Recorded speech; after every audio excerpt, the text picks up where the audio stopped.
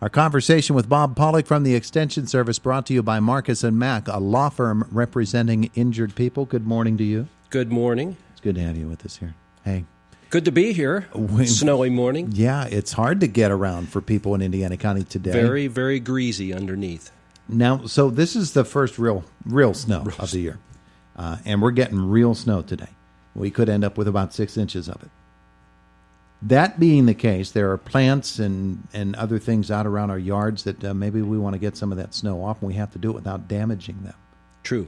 Yeah, there may be some evergreens that, because this kind of started as rain and then turned to snow, it's very wet, very heavy underneath, and then the wet snow sticking to that.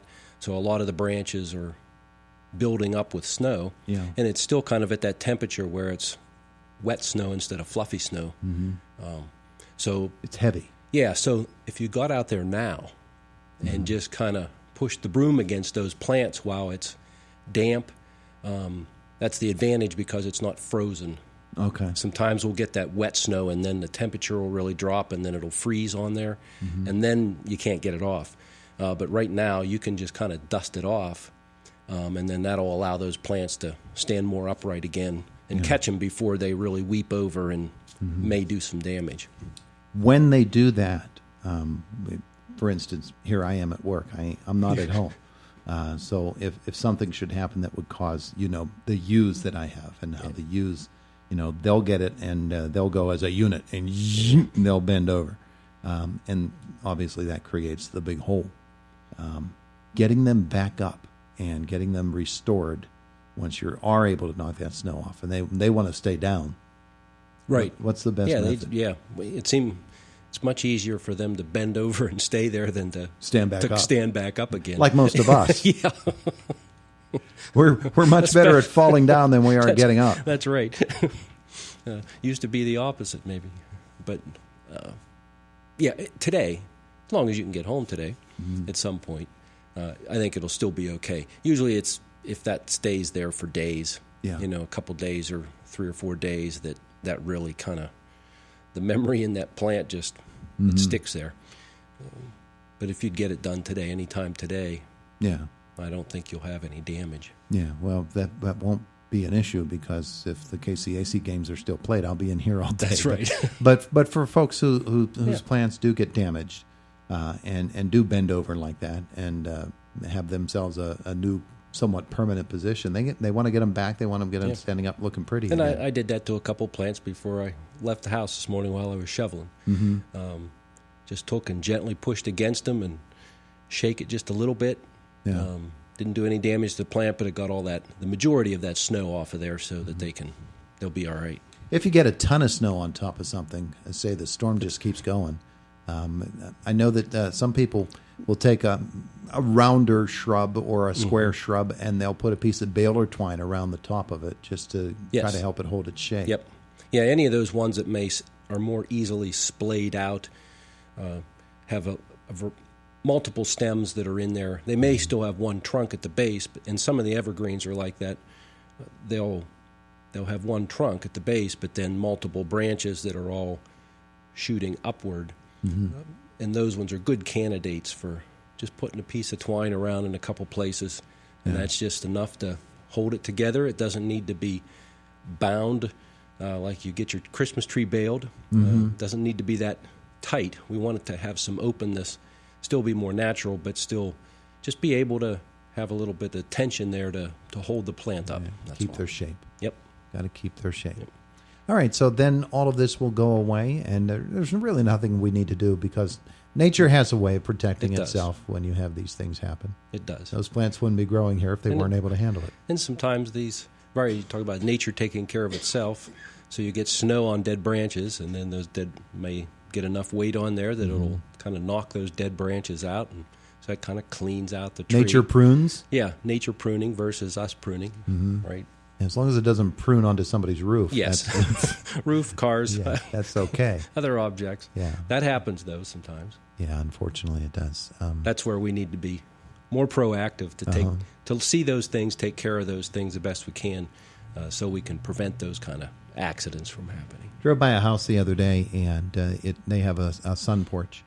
and it was about twilight. I was on my way to a basketball game, and I could see that they had the fluorescent lights out on the porch, and I could see the plants that they had, and those babies were up a good 6-7 inches. I mean, he's got some things going in there, so he does. That's good. And it was twilight, but you talked a week or so ago about extending the light for the plant, because That's even right. if they have good light through the course of the day is much shorter, so they're not getting as much light as maybe they should. Yeah, because we're getting less than 10 hours of light a day right now, and a lot of plants need that maybe 12 to 14 hours of light to really do well. It's not that they won't survive. It's just that they won't put on a lot of growth. They'll kind of sit there a little bit. Yeah. Yeah. Waiting.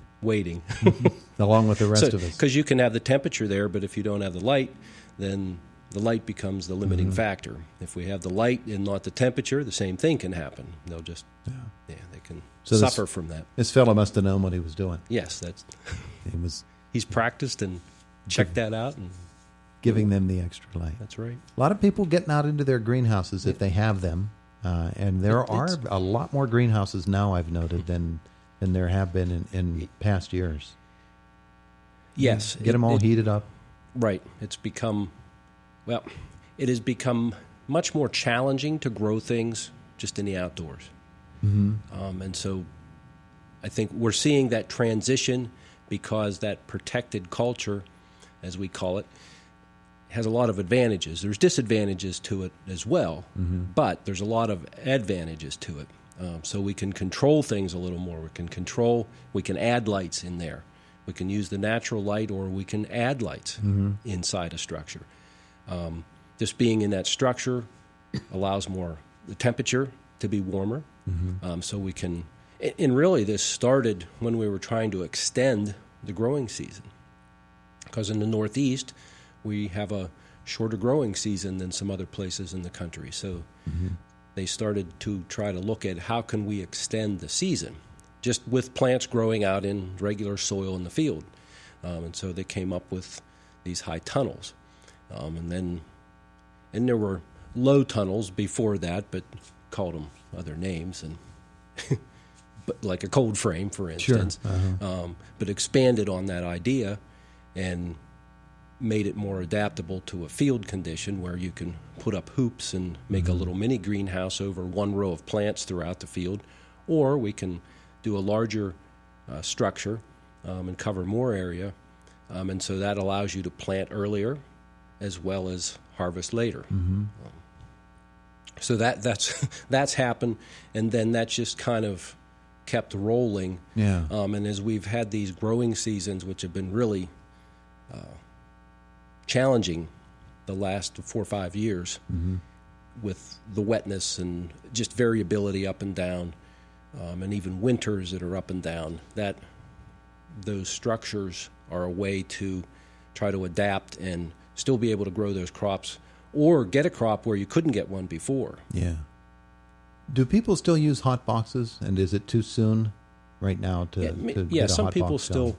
No, it's not too soon. It's not? No, because if you're trying to germinate plants, you need some extra heat, and that can be But out in the yard, they can cold frames, hot boxes, or dig a hole and that was kind of the traditional way to do that. Yeah. Yep. And you can do that now. Sure. Okay.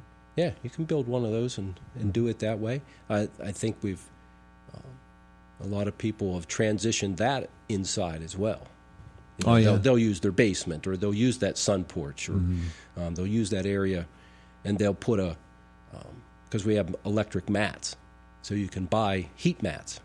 Oh, okay. And then some people use tubing, like they put in, well, not exactly like they put in when they're building homes now, and they put the tubes in the floor and run water through there to create the heat. They also have those tubing systems with water in them circulating to make the heat underneath to germinate things.